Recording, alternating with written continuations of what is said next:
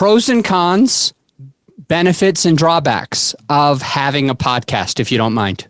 The biggest pro is networking, I believe. You're giving other people a platform to share, and that's a huge win for them. Like, I want to provide value to the actual host as well. The other big benefit is I love having people on that do provide value and will provide value to the listeners too. So it's like that screening process of who do I want to interview? Who do I want to have on the show? And then also, can they provide value? And do I believe in them and their processes? And I know that they're going to deliver.